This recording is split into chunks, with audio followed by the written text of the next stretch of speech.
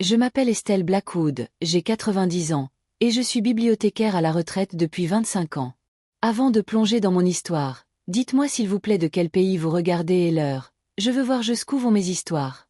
Je vis seule dans une petite maison à Cedar Rapids, Iowa, survivant avec ma modeste pension et la sécurité sociale.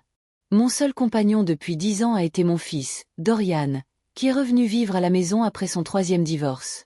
Je n'aurais jamais imaginé qu'à mon âge, après avoir survécu à la Grande Dépression, élevé 5 enfants et enterré 4 d'entre eux, mon dernier enfant vivant essaierait de me brûler vive pour l'argent de l'assurance.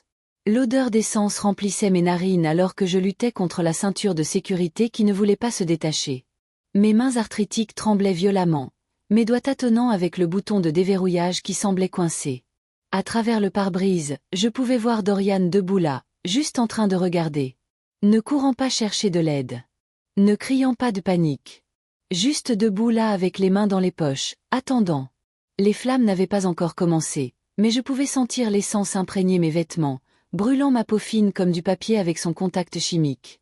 Mon fils, mon petit garçon, le seul de mes enfants encore vivants, avait aspergé l'intérieur de mon SUV de carburant pendant que j'étais inconsciente. Maintenant il se tenait dehors comme s'il attendait qu'un spectacle commence, vérifiant sa montre de temps en temps, complètement calme. C'est là que j'ai su que ce n'était pas un accident. C'était une tentative de meurtre, et j'étais la vedette de sa production mortelle. « Dorian !» ai-je crié, frappant la vitre avec mes poings, bien que l'effort envoyât des douleurs fulgurantes dans mes articulations. « Aide-moi !» La porte ne s'ouvre pas. Mais il a juste fait un pas en arrière, sortant quelque chose de sa poche. Un briquet. Mon sang s'est glacé malgré la chaleur suffocante qui montait à l'intérieur du véhicule. Comment en étions-nous arrivés là? Il y a tout juste 3 heures, il avait été si gentil, insistant pour m'emmener à mon rendez-vous chez le médecin. Il m'avait aidé à monter dans la voiture si doucement, avait même apporté ma couverture préférée pour mes jambes. Il avait semblé préoccupé par ma santé, posant des questions détaillées sur mes médicaments, mon état cardiaque, mes problèmes respiratoires. Maintenant je comprenais pourquoi. Il n'était pas préoccupé de me garder en vie, il cataloguait mes faiblesses, planifiant le meurtre parfait qui pourrait s'expliquer par mon âge et ma fragilité. Le cliquetis du briquet résonnait dans l'air du soir mortellement silencieux. Nous étions garés derrière un silo à grains abandonné à la périphérie de la ville, où Dorian avait suggéré que nous nous arrêtions pour regarder les anciennes terres agricoles où son père avait grandi. J'avais été touchée qu'il veuille se connecter à l'histoire familiale. Au lieu de cela, il m'avait conduite ici pour mettre fin à cette histoire pour toujours. Mes doigts ont trouvé mon bouton d'alerte médicale, mais quand je l'ai pressé, rien ne s'est passé. La petite lumière rouge qui clignotait toujours de manière rassurante était éteinte. Bien sûr. Il avait pensé à tout.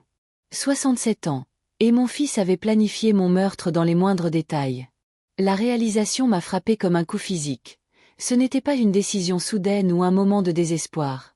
C'était calculé, méthodique, et totalement sans pitié.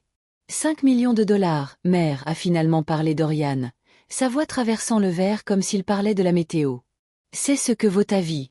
5 millions de dollars qui pourraient enfin me donner la vie que je mérite. Tu as toujours dit que la famille prend soin de la famille, n'est-ce pas? Eh bien, c'est comme ça que tu vas prendre soin de moi. Ces mots coupaient plus profondément que n'importe quelle douleur physique que j'avais jamais endurée. Je l'avais élevé seul après la mort de son père au Vietnam, avait travaillé 2 emplois pour nous maintenir à flot, avait économisé chaque centime pour l'envoyer à l'université. Je l'avais sorti de ses dettes 3 fois, l'avait laissé revenir à la maison chaque fois que ses mariages échouaient, n'avait jamais rien demandé en retour sauf sa compagnie dans ma vieillesse. Et c'était ainsi qu'il remboursait cet amour inconditionnel, en réduisant mes 9 décennies de vie à une étiquette de prix. L'ironie ne m'échappait pas que j'avais passé 40 ans entouré de livres remplis d'histoires de trahison et de rédemption, de mystères de meurtre et de drames familiaux, sans jamais imaginer que je deviendrais moi-même un personnage dans une telle histoire.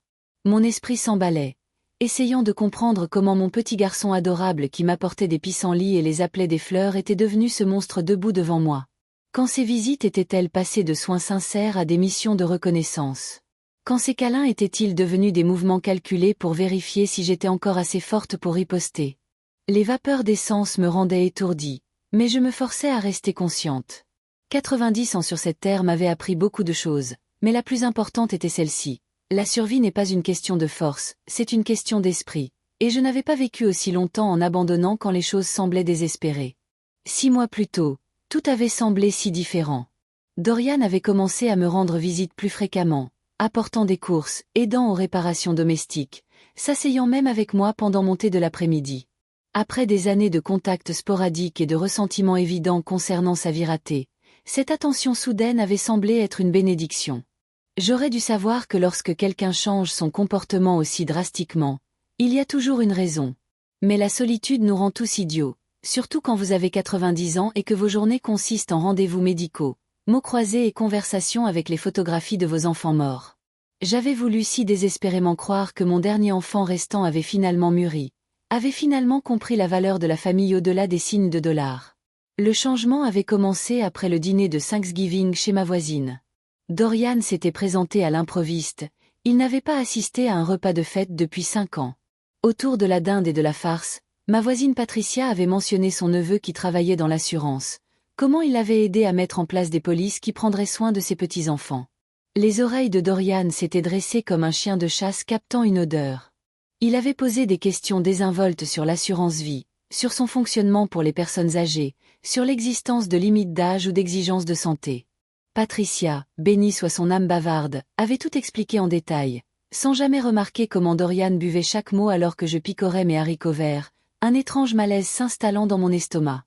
La semaine suivante, Dorian était arrivé à ma porte avec une mallette et un sourire qui n'atteignait pas ses yeux. « Mère, nous devons parler de ton avenir » avait-il dit, s'installant à ma table de cuisine comme un vendeur. Il avait étalé des brochures brillantes sur l'assurance vie, parlant rapidement des primes et des prestations, de comment c'était vraiment pour ma tranquillité d'esprit. Quand j'avais mentionné que j'avais déjà une petite police pour couvrir mes frais d'enterrement, il avait balayé cela d'un geste dédaigneux. « Ce n'est rien, mère. Qu'en est-il de laisser un véritable héritage? Qu'en est-il de s'assurer que ta famille, de s'assurer que je sois pris en charge après ton départ ?» La culpabilité dans sa voix avait été parfaitement calibrée, juste assez pour me faire sentir égoïste de ne pas avoir considéré son avenir financier. J'avais résisté au début, expliquant qu'à 90 ans, les primes pour une nouvelle police seraient astronomiques, que cela n'avait pas de sens financier. Mais Dorian était venu préparé avec des contre-arguments. Il avait fait des recherches sur des compagnies spécifiques spécialisées dans les polices à haut risque, trouvé des failles et des circonstances spéciales qui pourraient fonctionner en notre faveur. Il avait même offert de payer les primes lui-même, prétendant que son nouveau travail de consultant indépendant se passait bien. « Pense à cela comme un investissement » avait-il dit, tapotant ma main ridée avec une fausse affection. « Je paie les primes maintenant, et plus tard, cela garantit que je peux entretenir ta maison, garder ta mémoire vivante correctement. » J'aurais dû me demander pourquoi l'entretien de ma modeste maison de 3 chambres nécessiterait 5 millions de dollars, mais les enfants ont une façon de rendre aveugles même les parents les plus intelligents. Le processus de demande avait été invasif et épuisant. Des examens médicaux où les médecins piquaient et tâtaient, demandant des informations sur chaque pilule que je prenais, chaque douleur que je ressentais, chaque fois que j'avais trébuché ou oublié quelque chose. Dorian m'avait coaché au préalable, suggérant de minimiser certaines conditions, de souligner à quel point j'étais encore active pour mon âge. « Tu ne veux pas qu'il pense que tu es à l'article de la mort » avait-il dit avec un rire qui sonnait forcé. « Nous avons besoin qu'il croie qu'il te reste des années devant toi. » L'ironie de ces mots me hantait maintenant alors que j'étais assise piégée dans une voiture imbibée d'essence. Il avait eu besoin que la compagnie d'assurance croie que je vivrais des années, mais lui-même n'avait prévu de me laisser vivre que des mois. La police avait été approuvée en mars, et le comportement de Dorian avait à nouveau changé, mais si subtilement que je ne l'avais remarqué qu'avec le recul.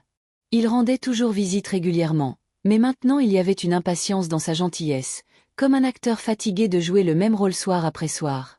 Il apportait mes médicaments mais me regardait les prendre avec une intensité qui me mettait mal à l'aise. Il demandait des informations sur mes palpitations cardiaques avec la concentration d'un étudiant en médecine, notant quand elles se produisaient, combien de temps elles duraient, ce qui les déclenchait. J'avais bêtement pensé qu'il s'intéressait enfin à ma santé. Au lieu de cela, il cherchait des vulnérabilités, m'étudiant comme un prédateur étudie sa proie, attendant le moment parfait pour frapper. Le premier vrai signe d'avertissement était venu en mai quand je l'avais surpris dans ma chambre en train de fouiller dans ma boîte à bijoux. Il avait prétendu chercher mon collier d'alerte médicale pour vérifier s'il avait besoin de nouvelles piles, mais je l'avais vu empocher la bague en perles de ma mère avant de la remettre rapidement quand il avait remarqué que je le regardais. « Je l'admirais juste » avait-il dit avec ce même sourire creux. « Je me souviens de grand-mère. Mais je savais qu'il l'avait évalué, calculant sa valeur, l'ajoutant à une feuille de calcul mental des actifs qu'il hériterait. Cette nuit-là, j'avais caché la bague et quelques autres pièces de valeur dans une boîte de café dans le congélateur, une vieille cachette que ma mère m'avait apprise pendant la dépression. Dorian pourrait me tuer, mais il n'obtiendrait pas tout ce qu'il voulait. Des choses étranges avaient commencé à se produire dans la maison après cela. Mes médicaments quotidiens étaient dans des positions différentes de celles où je les avais laissés. La cuisinière à gaz était laissée allumée à feu doux alors que j'étais certaine de l'avoir éteinte. Les piles du détecteur de fumée disparaissaient mystérieusement. Une fois, je m'étais réveillée de ma sieste de l'après-midi pour trouver le radiateur déplacé dangereusement près des rideaux, le tissu commençant déjà à roussir. Dorian s'était précipité quand j'avais crié, jouant le héros en déplaçant le radiateur et en ouvrant les fenêtres pour évacuer la fumée. « Tu as dû le renverser dans ton sommeil » avait-il dit, mais je n'avais été nulle part près de ce côté de la pièce. Chaque incident était explicable, niable, le genre de choses que les gens attribueraient à une vieille femme confuse plutôt qu'à un fils calculateur. J'avais essayé de me confier à Patricia, mais Dorian avait 2 longueurs d'avance. Il avait commencé à dire aux voisins mes épisodes, peignant un tableau de démence avancée que je ne pouvais pas réfuter sans paraître défensive. Il soupirait lourdement en parlant du fardeau de s'occuper d'un parent vieillissant, acceptant leur sympathie avec une grâce pratiquée. Elle commence à imaginer des choses, je l'avais entendu dire à Patricia un après-midi. Hier, elle m'a accusé d'essayer d'empoisonner son thé. Cela me brise le cœur de voir son esprit partir comme ça. Le thé avait eu un goût étrange, m'avait rendue étourdie et confuse, mais qui croirait une femme de 90 ans plutôt que son fils dévoué? L'isolement était presque pire que la peur, sachant que Dorian avait soigneusement détruit ma crédibilité avant de faire son dernier mouvement. La goutte d'eau avait été de trouver les documents d'assurance cachés dans son ancienne chambre. Je cherchais une couverture dans le placard quand le dossier était tombé de l'étagère du haut. À l'intérieur se trouvaient non seulement des copies de ma police d'assurance vie, mais des recherches qu'il avait faites sur les clauses de mort accidentelle, qui doubleraient le paiement. Des coupures de journaux sur des personnes âgées mortes dans des incendies, avec certaines phrases surlignées. Des emails imprimés à quelqu'un nommé Rex sur la chronologie et faire en sorte que cela paraisse naturel. Mes mains avaient tremblé en lisant ces plans pour ma mort, détaillés et méthodiques comme une liste de courses. Il avait même recherché combien de temps il faudrait à une femme de 90 ans pour mourir d'inhalation de fumée par rapport à brûler, optant pour une méthode qui serait assez rapide pour empêcher la fuite mais assez lente pour sembler accidentelle. J'avais prévu de le confronter, d'exiger qu'il quitte ma maison et ne revienne jamais. Mais ce matin-là, il était arrivé tôt avec des beignets frais et mon thé préféré, bavardant joyeusement sur le temps alors que je restais figée avec la connaissance de ce qu'il avait l'intention de faire. Chaque gorgée de thé me faisait me demander si aujourd'hui était le jour. Chaque geste amical ressemblait à un compte à rebours vers le meurtre. J'avais essayé d'agir normalement, mais mes mains tremblaient quand je tendais la main vers ma tasse, et Dorian l'avait remarqué. « Tu te sens bien, mère ?» avait-il demandé avec une fausse inquiétude. « Tu sembles nerveuse.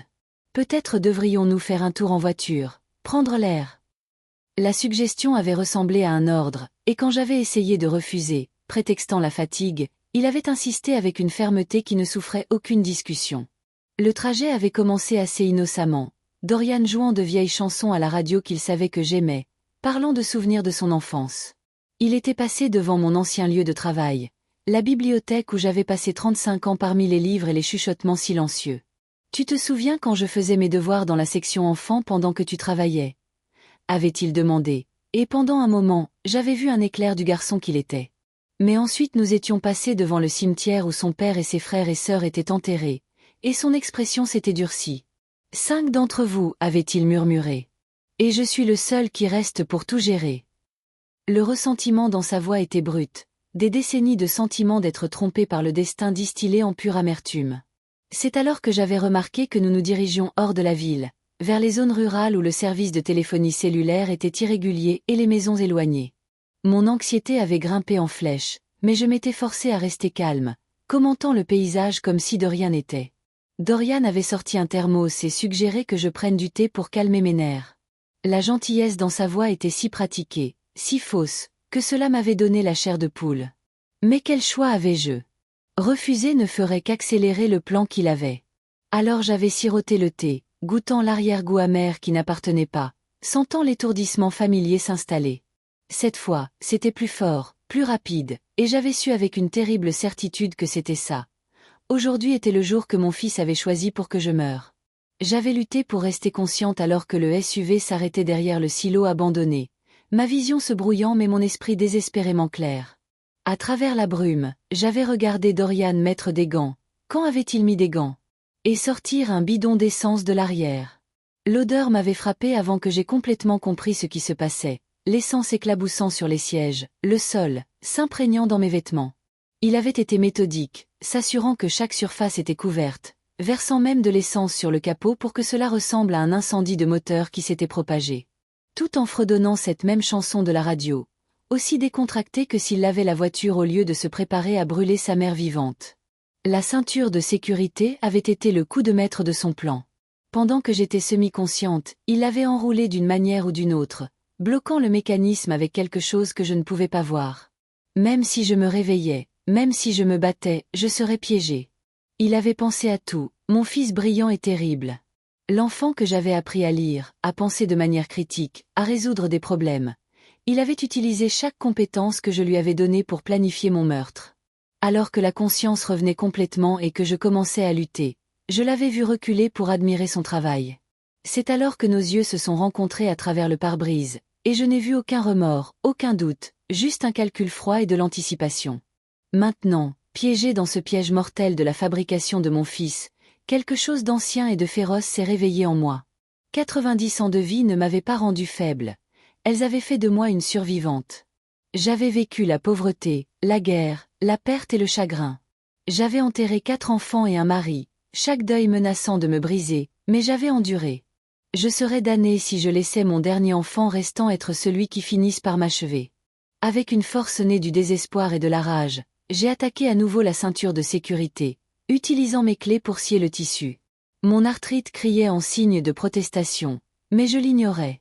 La douleur n'était qu'un autre obstacle à surmonter, et j'avais surmonté pire. « Tu as des problèmes, mère ?» a crié Dorian, sa voix moqueuse. « Ne t'inquiète pas, tout sera bientôt fini. » Rapide et relativement sans douleur, comme nous en avons discuté dans ces formulaires d'assurance. Morte accidentelle par le feu, tragique mais pas rare pour quelqu'un de ton âge. Tu aurais vraiment dû être plus prudente avec cette pratique de chauffage. Sa cruauté désinvolte m'a encore plus enragée, me donnant une énergie que je ne savais pas posséder encore. Ce n'était plus mon fils. C'était un étranger portant son visage, un parasite qui s'était nourri de mon amour tout en planifiant ma mort. Le vrai Dorian, le garçon qui avait pleuré quand nous avions dû faire piquer notre vieux chien, qui m'avait écrit des poèmes pour la fête des mères. Cet enfant était aussi mort que ses frères et sœurs. Le tissu de la ceinture de sécurité a finalement commencé à s'effilocher sous mon assaut, brin par brin cédant. Mais Dorian avait remarqué mes progrès, et son expression est passée de la confiance suffisante à l'inquiétude. Il s'est approché, le briquet toujours à la main, et je pouvais le voir calculer s'il devait agir maintenant ou s'en tenir à la chronologie qu'il avait planifiée. « Tu as toujours été têtu, a-t-il dit, ouvrant le briquet. Papa disait que tu étais trop coriace pour mourir. Je suppose que nous sommes sur le point de tester cette théorie. » La flamme dansait dans la brise du soir, petite mais mortelle, attendant de transformer la voiture imbibée d'essence en crématorium. C'est alors que je me suis souvenu du spray au poivre sur mon porte-clés, un cadeau de Patricia après une série de cambriolages dans le quartier.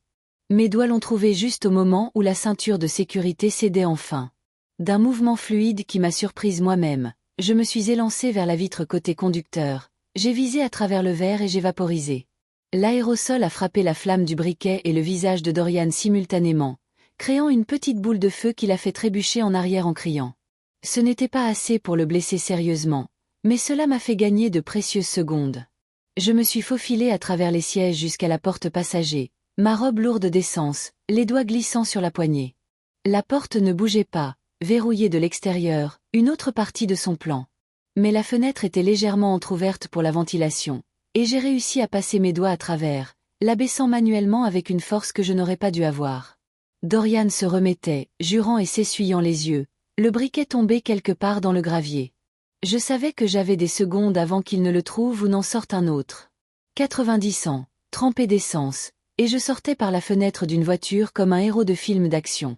Si la situation n'avait pas été si mortelle, elle aurait été absurde.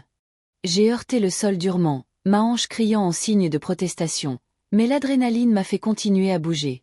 Le silo abandonné se dressait devant moi, et j'ai trébuché vers lui, sachant que j'avais besoin de distance entre moi et le véhicule imbibé d'essence. Derrière moi, je pouvais entendre Dorian se remettre, sa voix passant de la colère à la fausse inquiétude. « Mère, tu es confuse. Laisse-moi t'aider. » Même maintenant, il pensait aux apparences, à ce que cela donnerait si quelqu'un passait par là. Un fils dévoué essayant d'aider sa mère démente qui s'était en quelque sorte aspergée d'essence, ce serait son histoire. La porte du silo était rouillée fermée, mais à côté se trouvait un fossé de drainage, profond et bordé de béton. J'ai glissé dedans, la robe imbibée d'essence s'accrochant à moi comme un linceul. De cette position, je pouvais voir Dorian s'approcher de la voiture, cherchant son briquet. Il se déplaçait plus prudemment maintenant, conscient que son plan parfait avait mal tourné. Je me suis pressé contre le béton froid, essayant de réfléchir. Mon téléphone était toujours mort, l'alerte médicale inutile. Mais Dorian ne savait pas pour le deuxième téléphone, le prépayé que j'avais acheté après avoir trouvé ses recherches sur le meurtre. Le neveu de Patricia l'avait suggéré, une sauvegarde pour les urgences. Il était dans mon soutien-gorge, inconfortable mais sécurisé. Avec des doigts tremblants, je l'ai sorti et j'ai composé le 911, chuchotant ma position aussi clairement que possible. La voix de l'opératrice était professionnellement calme, mais je pouvais entendre l'urgence quand j'ai mentionné l'essence et la tentative de meurtre. « Restez en ligne », a-t-elle ordonné. « Les agents sont en route. Pouvez-vous trouver un endroit sûr ?»« Sûr. Quel concept quand votre propre enfant essaie de vous tuer ?» J'ai jeté un coup d'œil par-dessus le bord du fossé pour voir que Dorian avait trouvé son briquet et versait maintenant plus d'essence autour de la voiture, essayant de sauver son plan. Il ferait en sorte que cela ressemble à un accident, que le carburant avait fui, que j'avais été piégé quand il s'était enflammé. Sans mon corps à l'intérieur, cependant, son histoire s'effondrerait. « Mère !» Sa voix était plus proche maintenant, et j'ai réalisé qu'il avait repéré la trace de gouttes d'essence menant à ma cachette. « Tu ne fais que rendre les choses plus difficiles pour toi. Tu sais ce que les médecins ont dit à propos de ton cœur. Le stress de tout cela pourrait te tuer de toute façon. Pourquoi ne sors-tu pas et nous pouvons parler de cela raisonnablement ?» La manipulation même maintenant, essayant de me faire douter de moi-même, de me peindre comme l'irrationnel. Mais j'avais passé 40 ans comme bibliothécaire, aidant les gens à faire des recherches, leur apprenant à penser de manière critique. Je connaissais la différence entre la fiction et la réalité, et la réalité était que mon fils était un meurtrier. Je pouvais entendre des sirènes au loin, encore faibles mais de plus en plus fortes.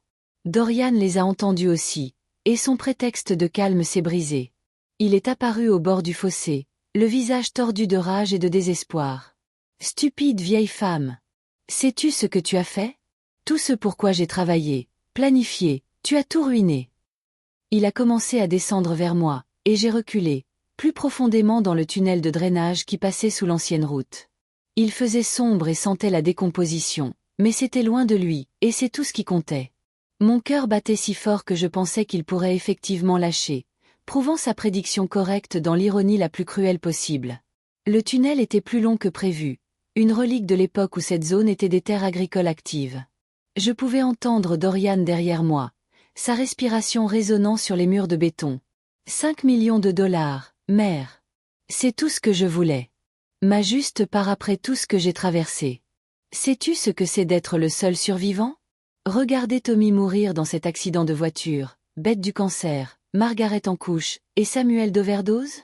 Je suis celui qui a dû porter tout ce chagrin pendant que tu continuais à travailler, continuais à vivre comme s'il n'avait jamais existé. Ces mots rebondissaient autour de moi, une confession dans l'obscurité qui me glaçait plus que le béton froid. J'ai continué à avancer, utilisant le mur pour me guider, essayant de ne pas penser à ce qui pourrait vivre dans ce tunnel. Ils ont existé, ai-je réussi à répondre, ma voix plus forte que je ne me sentais. Je les porte avec moi tous les jours. Mais je n'ai pas laissé le chagrin me transformer en monstre. Je n'ai pas utilisé leur mort comme excuse pour devenir un tueur. Les sirènes étaient plus fortes maintenant, et je pouvais voir une faible lumière devant l'autre extrémité du tunnel. Si je pouvais juste la rejoindre, faire signe à la police, ce cauchemar se terminerait. Mais Dorian était plus jeune, plus rapide malgré sa corpulence, et je pouvais l'entendre gagner du terrain. « Monstre !» Il a ri amèrement. « Tu veux parler de monstre ? Tu étais si occupé à pleurer les morts que tu as oublié les vivants. Sais-tu ce que ça fait de rivaliser avec des fantômes pour l'attention de ta mère? De savoir que peu importe ce que j'accomplissais, je ne serais jamais aussi parfait que les enfants que tu as perdus?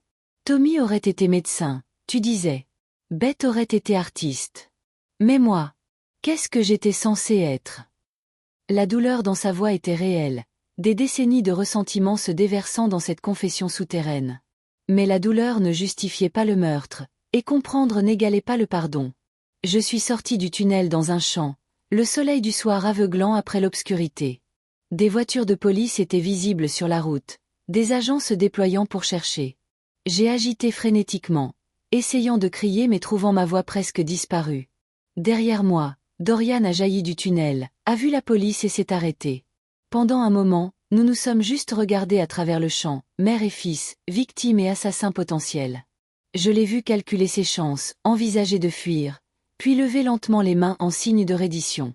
Le garçon qui m'avait autrefois apporté des pissenlits était enfin attrapé, et tout cela pour de l'argent qu'il ne verrait jamais. Alors que les agents s'approchaient, Dorian a crié une dernière fois. J'ai payé les primes pendant 6 mois, mère. 6 mois à te rendre visite, à faire semblant de m'inquiéter, à jouer le bon fils.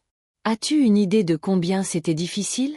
Écouter tes histoires, regarder ces photos, faire semblant que le passé comptait quand tout ce à quoi je pouvais penser était l'avenir que cet argent pourrait acheter. Les agents l'ont menotté pendant qu'il parlait, mais il a continué à parler, ayant besoin que je comprenne. Je n'allais pas te laisser souffrir. Cela aurait été rapide. C'est plus de pitié que la vie n'a montré à mes frères et sœurs. Alors qu'il l'emmenait, j'ai réalisé qu'il le croyait vraiment, que le meurtre pouvait être miséricordieux si le prix était juste. Le poste de police sentait le café brûlé et le désinfectant, une combinaison qui était en quelque sorte réconfortante après les vapeurs d'essence. Le détective Morrison, une femme de l'âge qu'aurait eu ma fille Beth, a pris ma déclaration avec un professionnalisme patient. L'essence avait été lavée, remplacée par un survêtement emprunté qui me faisait ressembler à une athlète gériatrique.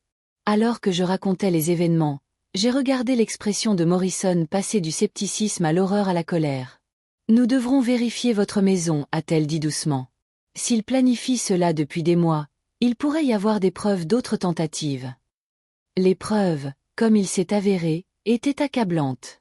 Des caméras cachées dans ma maison montraient Dorian trafiquant les médicaments, ajustant la cuisinière à gaz, déplaçant le radiateur. Son ordinateur contenait des recherches détaillées sur le droit successoral, les polices d'assurance et les méthodes pour faire passer un meurtre pour accidentel. Il y avait des emails à quelqu'un nommé Rex qui s'est avéré être un avocat radié prêt à aider à accélérer les réclamations d'assurance pour une part. La police de 5 millions de dollars n'était que le début. Dorian avait souscrit plusieurs polices plus petites auprès de différentes compagnies, structurées pour éviter les soupçons. Le paiement total aurait été proche de 8 millions. Ma vie, réduite à une feuille de calcul de profit et de primes.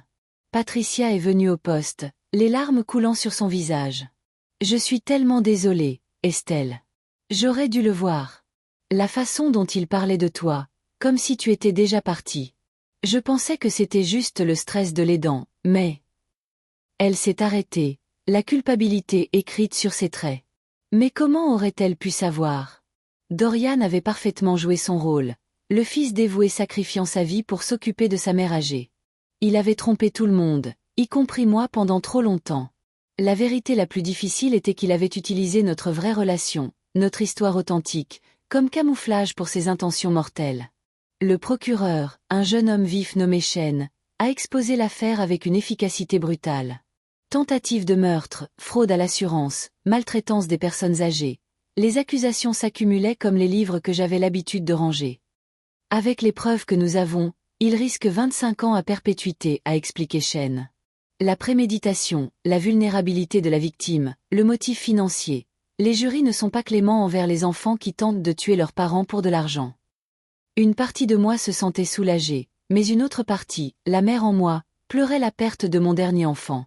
Pas à la mort cette fois, mais à la cupidité et aux ténèbres que je ne pouvais pas comprendre. Cette nuit-là, dans une chambre d'hôtel payée par les services aux victimes, je me suis assise avec une tasse de thé que j'avais faite moi-même et j'ai finalement laissé venir les larmes. Pas seulement pour ce que Dorian avait essayé de faire, mais pour la famille que j'avais eue autrefois. 5 enfants, chacun unique et précieux, Et maintenant le seul survivant s'était avéré être le pire de tous. J'ai sorti mon téléphone et j'ai fait défiler de vieilles photos. La remise de diplôme de Tommy, l'exposition d'art de bête, Margaret avec son nouveau-né, le dernier Noël de Samuel propre et sobre. Et Dorian, toujours en marge, ayant toujours l'air légèrement à part. Les signes avaient-ils toujours été là, ou la perte de ses frères et sœurs avait-elle brisé quelque chose de fondamental en lui? Le procès a attiré l'attention des médias. Une femme âgée survit à une tentative de meurtre par son propre fils était le genre d'histoire qui vendait des journaux et générait des clics. Les journalistes campaient devant le palais de justice, me poussant des micros chaque fois que j'apparaissais. « Comment vous sentez-vous de témoigner contre votre propre enfant ?» demandait-il, comme s'il y avait une réponse simple à une tragédie aussi complexe. Je ne leur ai donné que du silence, gardant mes mots pour là où ils comptaient, la barre des témoins. Dorian était assis à la table de la défense, ayant l'air plus petit que dans mon souvenir, son costume coûteux gracieuseté d'un défenseur public qui avait clairement tiré la courte paille. À la barre, j'ai dit la vérité sans embellissement ni émotion. Les faits étaient suffisamment accablants sans que j'ajoute l'angoisse maternelle au mélange. Oui, il me rendait visite plus fréquemment. Oui, il avait suggéré la police d'assurance. Oui, j'avais trouvé ses recherches sur les morts accidentelles. La défense a essayé de me peindre comme confuse, peut-être démente, mais les preuves parlaient plus fort que leurs insinuations. Quand ils ont joué l'enregistrement du tunnel, la confession de Dorian résonnant dans la salle d'audience, plusieurs jurés ont visiblement reculé. Ses propres mots le condamnaient plus complètement que n'importe quel témoignage. Pendant une pause, l'ex-femme de Dorian s'est approchée de moi. Sylvia avait l'air épuisée, usée par des années à traiter avec l'homme que Dorian était devenu. J'ai essayé de te prévenir, a-t-elle dit doucement. Quand nous avons divorcé, il n'arrêtait pas de parler de ce qu'il méritait, de ce que la vie lui devait. Il avait calculé combien d'argent il aurait si ses frères et sœurs avaient vécu et partagé ta succession éventuelle.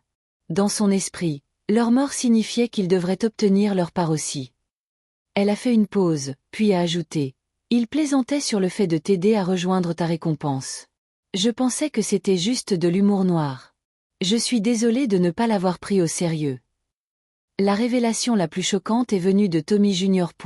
Mon petit-fils par mon fils aîné. Il avait pris l'avion de Seattle, un ingénieur logiciel prospère qui avait construit la vie que son père n'avait jamais pu voir. Oncle Dorian m'a approché il y a 6 mois, a-t-il témoigné. Il a dit qu'il avait une proposition d'affaires. Quand j'ai découvert qu'il s'agissait de l'assurance vie de grand-mère, je lui ai dit de se faire aider.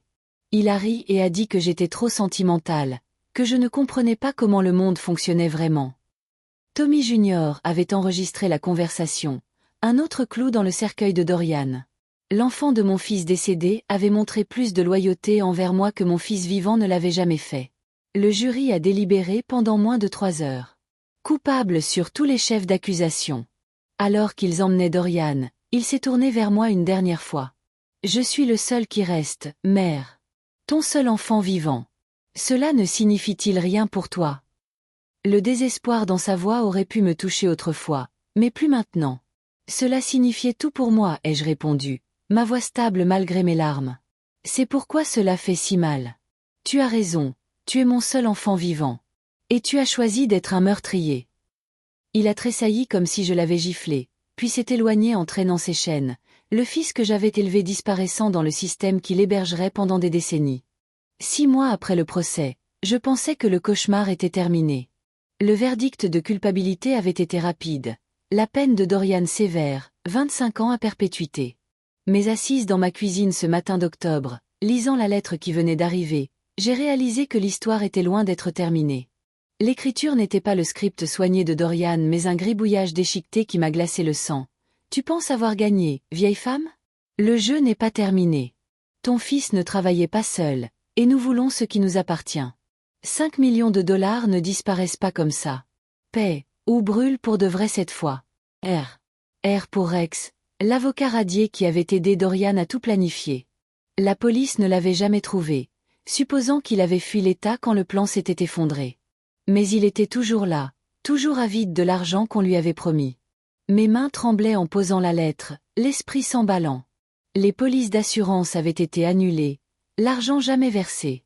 Il n'y avait rien à lui donner même si je le voulais. Mais le croirait-il? Cela importerait-il? J'ai regardé autour de ma cuisine, voyant soudain des ombres dans chaque coin, du danger dans chaque craquement de la vieille maison. J'avais installé un système de sécurité après le procès, des caméras et des alarmes que le neveu de Patricia avait aidé à installer. Mais les systèmes pouvaient être contournés, surtout par quelqu'un qui avait étudié ma maison aussi soigneusement que Rex devait l'avoir fait. Les procureurs avaient montré des emails entre lui et Dorian, des discussions détaillées sur mes routines, mes vulnérabilités, mon isolement. Rex savait tout de moi, où je faisais mes courses, quand je prenais mes médicaments, quel voisin je faisais confiance. La violation de la vie privée était presque aussi terrifiante que la menace physique. Appeler la police semblait évident, mais quelque chose m'a retenu. Le détective assigné à mon affaire avait pris sa retraite, le procureur était passé à d'autres procès. Prendrait-il une lettre de menace au sérieux, ou la rejetterait-il comme une farce? J'avais besoin de preuves que Rex était plus que des paroles. Plus important encore, j'avais besoin de comprendre à quoi j'avais affaire. À 91 ans, j'avais appris que la connaissance était la meilleure arme contre la peur. Alors j'ai fait ce que j'avais toujours fait face à un problème. J'ai fait des recherches. La section informatique de la bibliothèque était principalement vide les matins de semaine, parfaite pour mes besoins. J'étais devenue compétente avec la technologie pendant le procès, apprenant à naviguer dans les bases de données et les moteurs de recherche avec une facilité surprenante. Rex Fortham. C'était son nom complet d'après les documents du tribunal. Radié il y a 3 ans pour fraude à l'assurance, suspecté dans 2 autres cas de clients âgés décédés dans des circonstances suspectes. Plus je lisais, plus ma peur se cristallisait en colère froide. Il ne s'agissait pas seulement du plan raté de Dorian. Rex était un prédateur spécialisé dans le retournement des membres de la famille contre leurs proches âgés, promettant de gros paiements pour des trahisons mortelles. Cette nuit-là, je me suis assise dans l'obscurité, regardant les moniteurs de sécurité que j'avais fait installer dans ma chambre.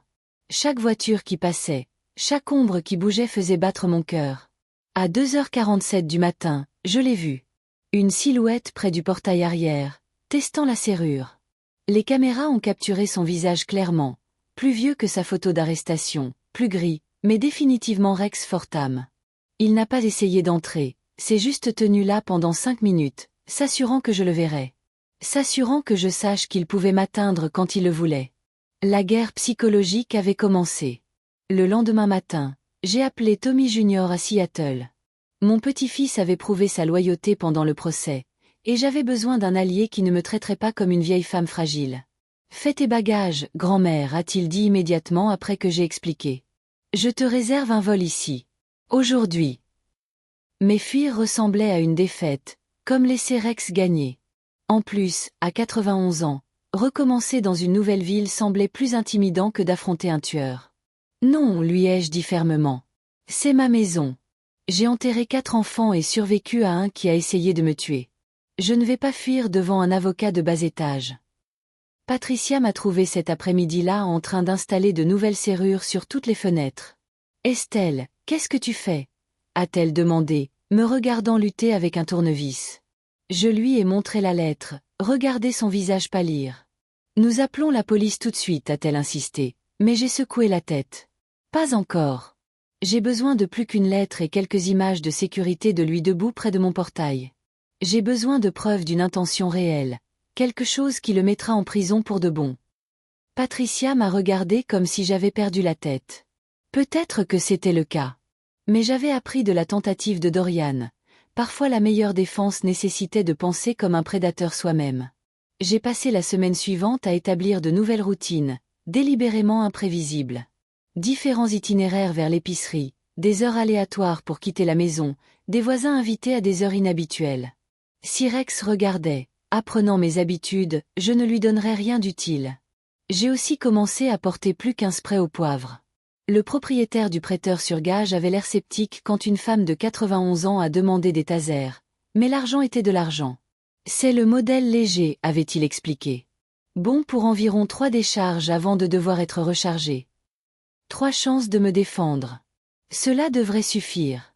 La deuxième lettre est arrivée exactement 1 semaine après la première, cette fois avec des photos. Des photos de moi à l'épicerie, à la pharmacie, même à travers la fenêtre de mon salon. Le message était plus court mais plus direct. Argent d'assurance ou assurance vie. Ton choix. Tu as 1 semaine. Laisse 50 000 $ en espèces au vieux silo où ton fils a échoué. Si tu impliques la police, je le saurai. J'ai des amis au département. La dernière partie était probablement un bluff, mais cela expliquait mon hésitation à demander de l'aide. À qui pouvais-je faire confiance quand l'argent pouvait acheter la loyauté de n'importe qui? Tommy Junior est arrivé sans prévenir 3 jours plus tard, debout sur mon pas de porte avec un sac de sport et une expression déterminée qui me rappelait douloureusement son père. Tu ne voulais pas venir à Seattle, alors Seattle est venu à toi, a-t-il dit, repoussant mes protestations. J'ai pris un congé du travail. Nous allons gérer cela ensemble. Une partie de moi voulait le renvoyer, le garder en sécurité loin de ce qui allait arriver. Mais la partie stratégique, la survivante en moi, a reconnu l'avantage d'avoir un soutien. Tommy Junior était resté dans la voiture, prêt à appeler la police si je ne revenais pas dans 20 minutes.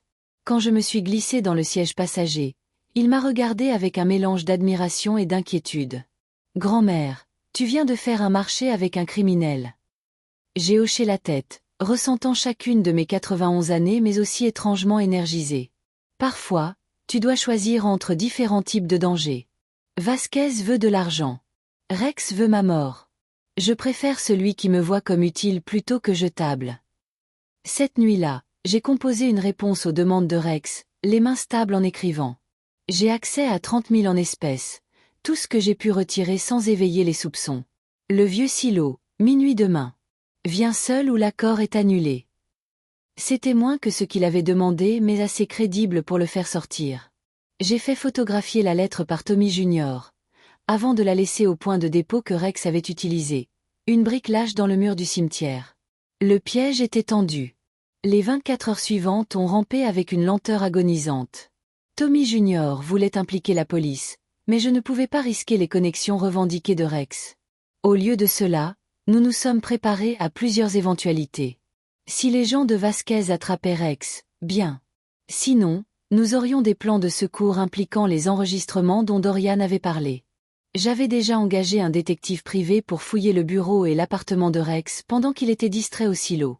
À 91 ans, j'avais appris qu'espérer le meilleur ne signifiait rien sans se préparer au pire.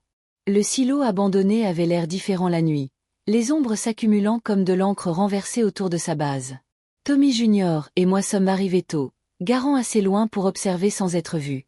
J'avais voulu venir seul, mais il avait menacé d'appeler la police si j'essayais. Alors nous avions fait un compromis. Il resterait avec la voiture, prêt à intervenir si nécessaire, pendant que je jouerais le rôle de la victime âgée effrayée livrant une rançon. À 23h45, des phares ont coupé à travers l'obscurité. La berline de Rex s'est arrêtée près du silo, et il est sorti en regardant nerveusement autour de lui. Bien, il était déjà sur les nerfs. J'ai attendu encore 5 minutes, puis j'ai conduit ma voiture plus près, m'assurant qu'il pouvait me voir clairement. Le sac de sport d'argent factice, du papier journal enveloppé dans de vrais billets, pesait lourd dans mes mains alors que j'approchais. Madame Blackwood a appelé Rex, essayant d'être jovial mais n'atteignant que menaçant. C'est si gentil de votre part d'être raisonnable. Votre fils a toujours dit que vous étiez intelligente. L'argent est ici, ai-je dit, m'arrêtant à 20 pieds. Mais je veux des garanties. Comment puis-je savoir que vous ne reviendrez pas pour plus? Rex a ri, le son tranchant dans la nuit tranquille. Vous ne le savez pas. Mais soyons honnêtes, à votre âge, combien de paiements supplémentaires pourriez-vous faire? Considérez ceci comme mon fonds de retraite. La cruauté désinvolte de cela, réduisant ma vie restante à une chronologie d'extorsion, a fait flamber ma colère. Mais j'ai gardé mon expression neutre, jouant la vieille femme vaincue qu'il s'attendait à voir. Du mouvement dans ma vision périphérique, les hommes de Vasquez, arrivant juste à l'heure. Rex était trop concentré sur l'argent pour remarquer le changement subtil dans l'obscurité autour de nous. « Jetez le sac » a-t-il ordonné, sortant quelque chose de sa poche. Pas une arme, un briquet, tout comme Dorian avait utilisé. Ou nous pouvons répéter la performance de votre fils, sauf que cette fois je m'assurerai que vous ne vous échapperez pas. La menace aurait pu fonctionner si je ne m'y étais pas attendu, si je ne m'étais pas préparé pour ce moment. J'ai jeté le sac, mais délibérément court, faisant avancer Rex pour l'atteindre. C'est alors que les hommes de Vasquez ont frappé, émergeant des ombres comme des loups. Le cri de surprise de Rex a coupé la nuit alors qu'il l'attrapait, le briquet tombant oublié au sol. Madame Blackwood. Vasquez lui-même est apparu, inclinant un chapeau imaginaire. Merci pour votre aide à localiser notre ami commun. Nous nous occuperons des choses à partir d'ici. Mais Rex n'avait pas fini. Même épinglé par 2 hommes 2 fois sa taille, il m'a grondé avec une haine pure. Tu penses être intelligente?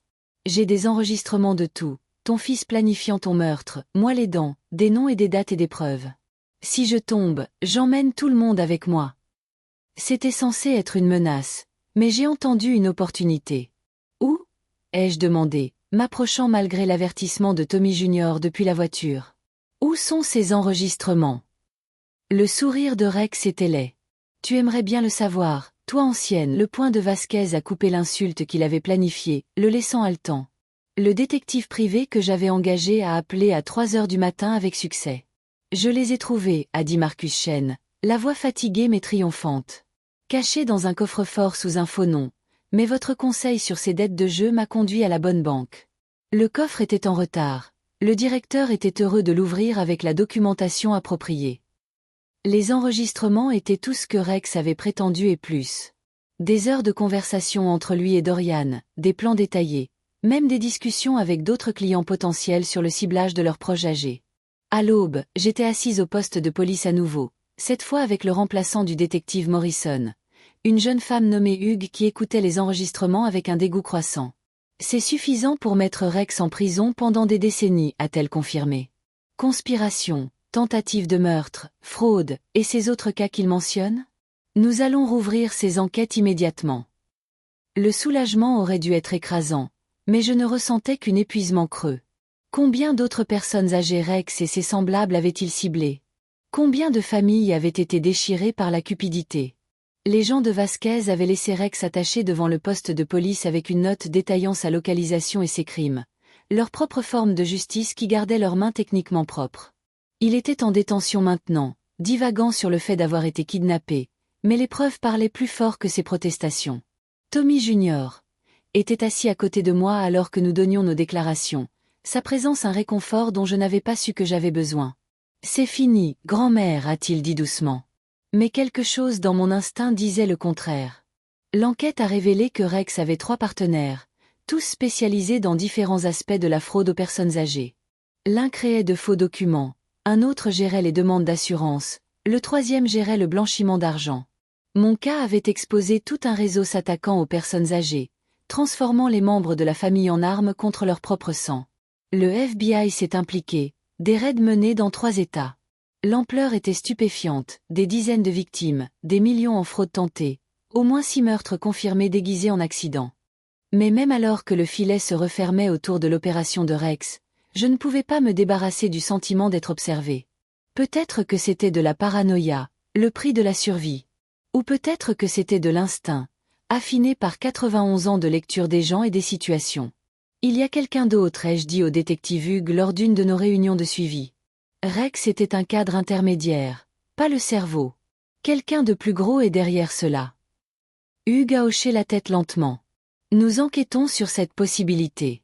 En attendant, nous vous plaçons sous protection policière. Mais j'en avais assez d'être une victime, passive et attendant la prochaine attaque. L'expertise de Tommy Junior s'est avérée inestimable alors que nous retracions le réseau financier entourant l'opération de Rex. Travaillant depuis ma table de cuisine avec plusieurs ordinateurs portables et assez de café pour alimenter une petite armée, nous avons suivi les transferts d'argent, les sociétés écrans et les transactions de crypto-monnaies. « Regarde ça, grand-mère » a-t-il dit, pointant un modèle dans les données. Chaque paiement d'assurance réussi passe par le même compte offshore avant d'être distribué. Quelqu'un prend une part de chaque meurtre. Le compte appartenait à une société appelée Eternal Rest Solutions, un nom si ouvertement inapproprié qu'il devait être intentionnel. Des recherches plus approfondies ont révélé que la PDG était une certaine docteure Miranda Ashford, une psychiatre spécialisée dans les soins aux personnes âgées et le conseil familial. Les pièces du puzzle s'assemblaient avec une clarté esséurante. Elle ne se contentait pas de traiter des familles avec des parents âgés, elle identifiait des cibles, évaluait quels membres de la famille pouvaient être retournés contre leurs aînés, puis transmettait les informations à Rex et son réseau. « Nous devons être prudents » m'a averti Tommy Junior. Alors que je me préparais à partager nos découvertes avec le FBI. Si elle se rend compte que nous sommes sur sa piste, elle pourrait fuir ou pire, s'en prendre directement à nous. Mais j'en avais fini avec la prudence. À 91 ans, ayant survécu à la tentative de meurtre de mon propre fils et à une conspiration pour me tuer, je fonctionnais sur la pure détermination. Qu'elle vienne, ai-je dit, le pensant vraiment. J'en ai assez que les prédateurs pensent que les personnes âgées sont des proies faciles. L'agent du FBI assigné à l'affaire, l'agent spécial Rivera, a examiné nos recherches avec un professionnalisme impressionné. C'est un excellent travail, a-t-elle admis. Le docteur Ashford était sur notre radar, mais nous ne l'avions pas relié au réseau de Rex. Avec ces preuves, nous pouvons obtenir des mandats, retracer ses autres connexions. Mais les mandats prenaient du temps, et quelque chose me disait que nous n'en avions pas beaucoup. Mon instinct s'est avéré juste quand Patricia a appelé le soir suivant, la voix tremblante. « Estelle, il y a une femme à ta porte. Elle dit qu'elle vient des services aux personnes âgées, qu'elle doit faire un contrôle de bien-être. Quelque chose ne va pas. » J'étais à l'appartement de Tommy Junior de l'autre côté de la ville, ayant finalement accepté de rester dans un endroit plus sûr pendant que l'enquête s'intensifiait. Sur l'application de sécurité sur son téléphone, nous pouvions voir la femme à ma porte, habillée professionnellement, presse-papier en main, ressemblant en tout point à une travailleuse sociale concernée. Mais je l'ai reconnue sur les photos que nous avions trouvées. Le docteur Miranda Ashford elle-même, venue régler les derniers détails. « Appelle Rivera, ai-je dit à Tommy Junior. Attrapant déjà mon manteau. Dis-lui que l'araignée est venue vérifier sa toile. » Le temps que nous atteignions ma maison, malgré les protestations véhémentes de Tommy Junior, et avec les renforts du FBI encore à 20 minutes, le docteur Ashford avait abandonné le prétexte d'attendre une réponse. La porte arrière était ouverte, le système d'alarme mystérieusement désactivé. « Elle a des codes de contournement », a chuchoté Tommy Junior. Vérifiant son téléphone. Travail professionnel. Ce n'est pas son premier cambriolage.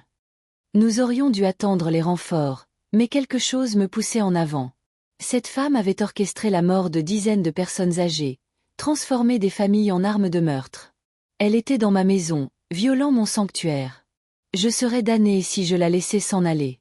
Nous l'avons trouvée dans l'ancienne chambre de Dorian, fouillant méthodiquement dans des boîtes que j'avais emballées mais que je n'avais pas eu le cœur de jeter. Elle a levé les yeux calmement quand nous sommes entrés, aucune surprise sur son visage soigneusement composé. « Madame Blackwood. J'ai tellement entendu parler de vous. La femme qui ne voulait pas mourir tranquillement. » Sa voix était cultivée, apaisante, le genre de voix qui pouvait convaincre des personnes vulnérables de lui confier leurs secrets les plus profonds et leurs impulsions les plus sombres. « Docteur Ashford, ai-je répondu, gardant ma main près du bouton de panique dans ma poche. Venu finir ce que Rex a commencé. Elle a ri, un son cristallin qui m'a donné la chair de poule. « Oh non, ma chère. Je suis ici pour vous faire une offre. Vous avez causé une perturbation considérable à mon opération, mais j'admire votre ténacité. Joignez-vous à moi au lieu de me combattre. Aidez à identifier des cibles, utilisez votre connexion avec la communauté des seniors. Je ferai en sorte que cela en vaille la peine, disons, 10% de chaque réclamation réussie ?» Le mal désinvolte de tout cela, offert comme une proposition d'affaires autour d'un thé, m'a retourné l'estomac. « Vous êtes folle, » a dit Tommy Junior. Se rapprochant de moi de manière protectrice. Mais Ashford a juste souri plus largement. « Le suis-je ? Votre grand-mère a survécu en pensant comme un prédateur. Elle a fait des affaires avec des criminels, tendu des pièges, mieux joué le jeu que des gens ayant un tiers de son âge. Pourquoi ne pas profiter de ses compétences ? » Elle s'est levée lentement, aucune arme visible mais toujours menaçante d'une certaine manière. Les personnes âgées vont mourir de toute façon. Pourquoi ne pas rendre leur mort significative, profitable ? Votre fils comprenait cette logique. Mon fils était un monstre, ai-je dit doucement. Et vous êtes celle qui a aidé à le créer. Combien d'autres avez-vous transformé en tueurs ? Combien de familles avez-vous détruites ? Son masque a légèrement glissé, l'irritation traversant ses traits. Je leur ai donné la permission d'agir sur ce qu'ils voulaient déjà. Le ressentiment, la cupidité, je ne les ai pas créés. J'ai simplement facilité. Des sirènes hurlaient au loin, se rapprochant. Ashford les a entendues aussi, son calme se fissurant davantage. « Ce n'est pas fini », a-t-elle sifflé, se dirigeant vers la fenêtre. « Vous avez gagné cette manche, mais il y en a d'autres comme moi.